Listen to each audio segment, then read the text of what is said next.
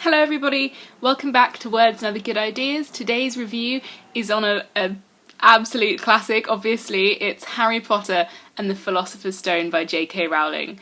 This is a book which I have read again because of having read the Cursed Child script when it came out, and I got infused once more with all the Harry Potter hype, so I thought I'd reread the series. And as always, I absolutely loved it and thought I have to do a review because it's just so good, and I want to tell you why it's so good and why it's such a bestseller if you've never actually tried reading the books. I think the first thing to say that's really important to say about this book is exactly how universally appreciated it can be. It's probably the most light-hearted of the series, probably the most suitable for young children of the series. But that doesn't mean that it's a book just for children. Obviously it can be enjoyed immensely by adults as well. It's literally ages sort of 7 to 100. And that's because of a combination of the actual events that Rowling is writing about, and the way in which she writes them. So the events and the actual plot are relatively sophisticated, but the way that she presents them is in a style which can be appreciated by everybody. All of the characters are extremely relatable, and they all have problems which either we have at the moment or we can remember having at one point in our life. So it really draws together completely different audiences in that regard. I mean, everyone's felt like Harry at one point, isolated and alone and, you know, a little scared. Everyone can remember feeling like that at some point.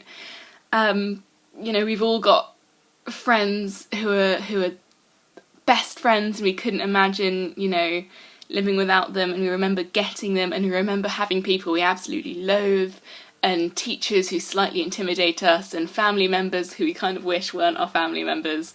And so that's sort of the genius, I think, of this book, is how well Rowling has interwoven all of these different aspects of genuine life that everyone can remember these things.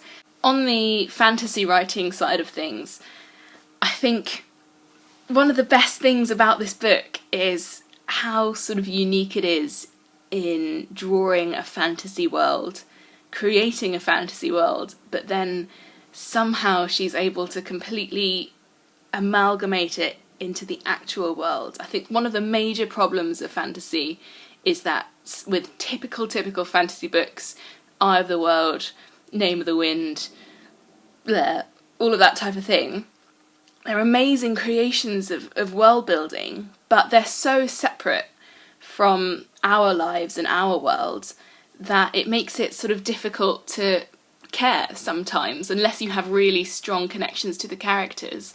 You sort of feel like as soon as I stop reading the book, it's no longer real and I can just go on with my everyday life. But the genius of Harry Potter is that the world of Harry and the wizarding world is completely parallel to ours, so you can't really get away from it. I think that's probably one of the major reasons why these books are so popular, is because it plays on people's need and absolute desire to have something else in the world that they don't fully understand and that's more exciting than their everyday lives. I also love what she's done with creating the whole wizarding world, because she's taken aspects of folklore and fairy tales and history and sort of used them and made them her own, and completely just drawn from so many different areas of life, which makes the world familiar in a really odd way, familiar and exciting and magical. And for example, with broomsticks, we know from every story there ever was that witches ride broomsticks, but she's decided to take broomsticks and turn them into the method of playing a sport, which is amazing and completely original.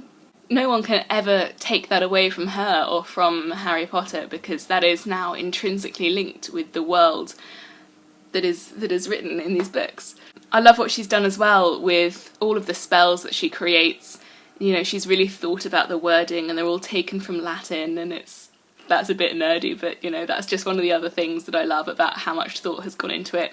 And you really don't realise, reading this book, it's so easy and simple and gentle to read, this early novel, you don't realise exactly how much thought has gone into it until you've read the entire series, and you see things in book 7 that allude back to events that have come on in this first book, and you genuinely do not know how important some of the banal things that go on in this first book are. You don't realise exactly how much thought has gone into them. And I think that's a real skill, is sort of slipping things into the book that the reader sort of registers and then dismisses, and then they come back in a really important way.